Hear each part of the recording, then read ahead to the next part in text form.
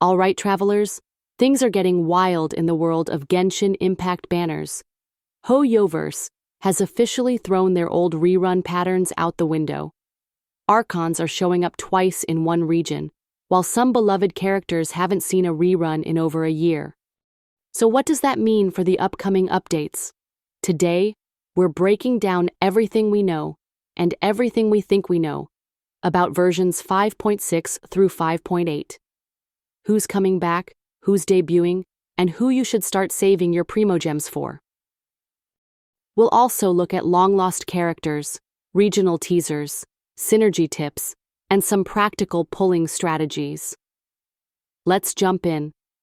And don't forget, these are just predictions based on leaks and patterns, so take them with a grain of salt. Let's kick off with version 5.6.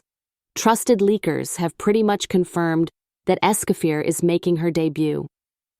She's a cryopolarm user from Fontaine, who's looking like a total beast in freeze teams. Insane resistance shredding, powerful buffs, and hydro synergy that makes her a dream support. Based on her animations and leaked kit, she feels like a 5-star version of Shenhe mixed with Ganyu support capabilities, which has a lot of players hyped. Alongside her, a surprising early rerun of Raiden Shogun. Yep, the Electro Archon herself is already coming back despite a rerun just a few patches ago. And no, she's not secretly the Natlan Archon, yet.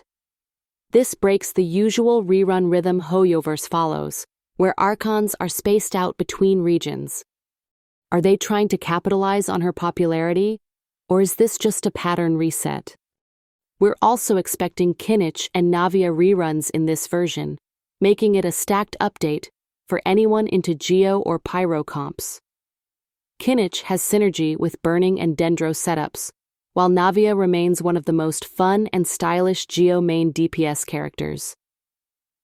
Now let's talk about the 4-star characters too, and honestly, this part is just as exciting. We're getting the debut of Aoife, a brand new Anemo Catalyst user from Natlan. He's got a unique gimmick. He floats mid-air, accompanied by his bird companion Kakuku, and fights using a gun-like catalyst that shoots wind bullets. It's a whole new style for Genshin. And returning alongside him, Lynette, the Anemo Quick Swap Queen and one of the most versatile Fontaine 4-stars, and Layla, the Cryo Shielder who's perfect for teams that need durability and off-field cryo application. This 4-star lineup is looking extremely practical and synergizes well with both Escafier and Raiden. Now on to 5.7, which is already generating serious hype. Skirk, the mysterious abyss warrior who trained Tartaglia, is finally expected to make her debut. This cryo sword user has been teased in lore for ages, and fans are dying to see what she brings to the table. Early leaks suggest she'll have some kind of abyssal transformation mechanic, or stance-switching combat, that lets her deal rapid cryo slashes. She's poised to be both lore-important and meta-shaking. Reruns in this patch might include Mavuika, the Pyro Archon, returning for her first banner since debut. Archons typically return 3-4 patches later, and that timing lines up perfectly here. Mavuika's Pyro buffing and off-field support playstyle has been a welcome change to the usual Pyro DPS lineup. Then we have characters who are long overdue, Kokomi and Ayato. Kokomi hasn't appeared in nearly 600 days, making her one of the most neglected 5-stars in Genshin. And yet, she's still a top-tier hydro healer and off-field enabler, especially in Bloom and Freeze teams. If Hoyoverse is finally addressing banner fairness, she's likely to return soon. Ayato is also long overdue. Elegant, stylish, and fast. He's a hydro sword DPS with a huge fanbase, and his rerun could attract both meta and design-focused players. His synergy with Dendro has only grown stronger over time, so this might be his comeback season.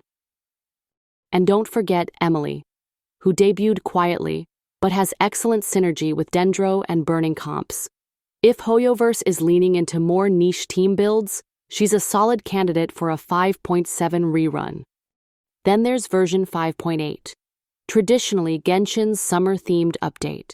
If past patches like 2.8 and 3.8 are anything to go by, we're expecting a big seasonal event, possibly a new limited-time area, and of course, thematic reruns. Characters likely to show up here? Mualani, Tsitlali, and Chaska, all Natlan characters who haven't rerun since release. If Hoyoverse wants to give them a spotlight before Snezhnaya begins, this is the perfect opportunity.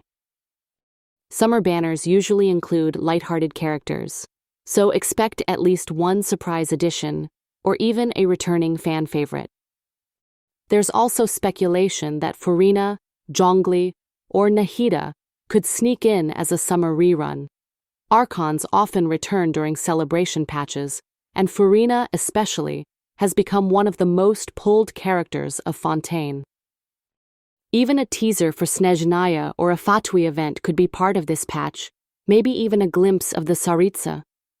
Alright, let's talk strategy. With so many strong banners coming up, how do you stretch those Primogems? First off, always prioritize characters you like. Whether it's design, personality, or gameplay, meta will change, but your enjoyment is long-term. That said, synergy planning can make your Primogems go further. For example, Escafier and Skirk both look like they'll dominate freeze comps, so pulling both can maximize your team building options. If you're more into burning or hyperbloom teams, Kinich, Emilie, and Kokomi form a solid core as well. Also, don't sleep on the 4 stars. Characters like Layla, Lynette, and Effa can drastically improve your account flexibility. Sometimes the 4 stars are what make the whole team work, so plan accordingly. And finally, save a little extra for 5.8. These summer patches have a habit of throwing surprise skins, reruns, or even dual limited banners our way.